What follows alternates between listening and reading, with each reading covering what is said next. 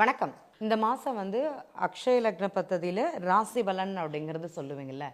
எனக்கு கடக ராசி, நான் பிறந்த ராசி. இப்போ எனக்கு எப்படி இருக்குது அப்படிங்கிற ஒரு கேள்வி கேட்டிருந்தாங்க. கடக ராசியில் பிறந்த நண்பர், அஷ்டம சனின்னு சொல்லக்கூடிய கிரகம் சனி பகவான் அவருடைய ஜாதகத்துக்கு கடந்த ராசிக்கு அஷ்டமத்தில் பயணம் பண்ணார். அதனால் நான் 2 வருஷமாக கஷ்டப்பட்டேன், நிறைய ப்ராப்ளத்தை நான் சால்வ் பண்ணேன். இப்போ எனக்கு அது விடிவு காலமாக இருக்குமா அப்படிங்கிறது அவருடைய கேள்வி. இப்போ இந்த கடக ராசிக்காரங்க அவருடைய வயது ஒரு 18 25க்கு மேலே இருந்தது அப்படின்னா, தற்போது அவருடைய ராசின்னு சொல்லக்கூடியது, அவருக்கு தசாநாதன்னு சொல்லக்கூடியது சுக்கிர தசையாக இருக்கும். அப்போ இந்த சுக்கிர திசை நடக்கும்போது அந்த எங்கே நடத்துகிறாருன்னா, சிம்ம ராசியில் சுக்கிர பகவான் அவருக்கு தசை நடத்துகிறாரு.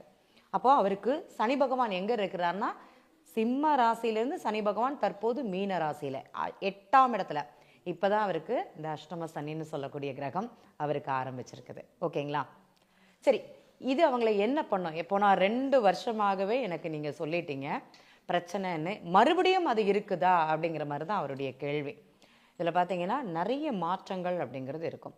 கடகராசிக்கு அஷ்டம சனி அப்படிங்கிறது ஆரம்பிச்சிருத்து 2.5 வருடமாக சனி பகவானுடைய தாக்கம் அப்படிங்கிறது அதிகமாக இருக்கும்.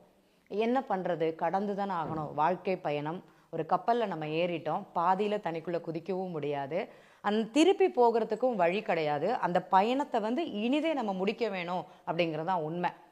இளம் வயதுக்காரர் தான், அப்போ அந்த பயணத்தில் ஏறிட்டாரு, அதை பயணம் பண்ணி தான் தீரணும், வேற வழி கிடையாது. ஏன்னா இப்போ தான் அவர் ஒரு உத்வேகமாக செயல்படக்கூடிய ஒரு காலம்னு சொல்லலாம். எல்லாருமே சனி பகவானை பார்த்து பயப்படுறீங்கன்னு சொல்கிறீங்க. நான் ஒரு கேள்வி கேட்குறேன். சனி பகவான் இல்லாமல் எந்த ஒரு செயலும் நடக்குமானா நடக்காது. உதாரணமாக குழந்தை பிறப்பிலேருந்து அந்த திருமணத்திலேருந்து எல்லா நிகழ்வுகளுக்கும் சனி பகவான் சம்மந்தப்படுவாரானா சம்மந்தப்படுவார். உங்கள் ஜாதகத்தில் நம்ம அக்ஷய லக்ன பத்ததியில் 2 தசாபுக்திகள்னு சொல்லுவோம். அந்த தசாபுக்திகளில் நம்ம நார்மல் தெரிஞ்சவங்களுக்கு அப்படிங்கிறது தெரியும்.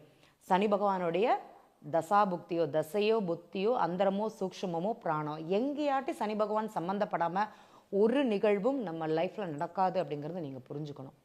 எல்லாருக்குமே அப்படியானா ஏதோ ஒரு இடத்துல சனி பகவானுடைய அந்த ஆதிக்கம் அப்படிங்கிறது அங்கே இருக்கும். ஏன்னா அவர் கர்ம காரகன், நீதிமான் சொல்லக்கூடிய ஒரு கிரகம்.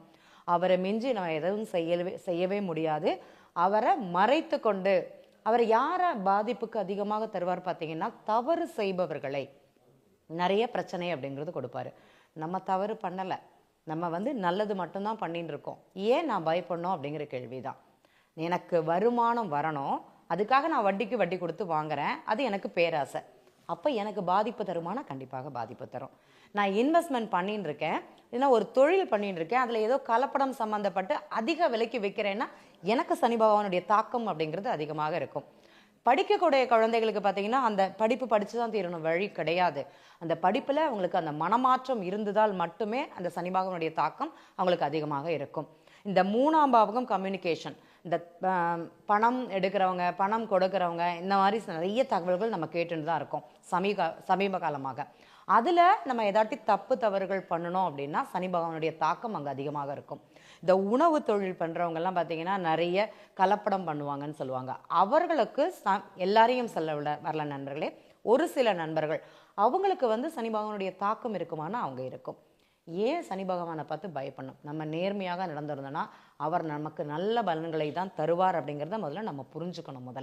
முதல்ல இந்த சனி பகவானுடைய ஆதிக்கம் இந்த அந்த திசைகள் நடக்கும்போது ரொம்ப எளிமையாக நடக்கணும். நம்ம ரொம்ப எளிமையாக, பட்டாடோபம் அப்படிங்கிறது கூடாது, அதிக இன்வெஸ்ட்மெண்ட் அப்படிங்கிறது அங்கே ஆகாது, அதிக பேராசை அப்படிங்கிறது கூடாது. எனக்கு ஒரு நாளைக்கு 100 ரூபாய் தான் என்னுடைய வருமானம் அப்படின்னா, நான் 10,000 ரூபாய்க்கு அந்த செயல்பாடுகள் செய்தேன்னா அது எனக்கு பாதிப்பை கொடுக்குமானா கண்டிப்பாக பாதிப்பை கொடுக்கும். அப்போ என்னுடைய முதலீடு, அதாவது என்னோட முதலீடும் சரி, என்னுடைய வருமானம் சரி, படிப்படியாக உயர்ந்து வருவது அப்படிங்கிறது அந்த சனி பகவானுக்கு ரொம்ப பிடித்த விஷயம் அப்படிங்கிறது சொல்லலாம்.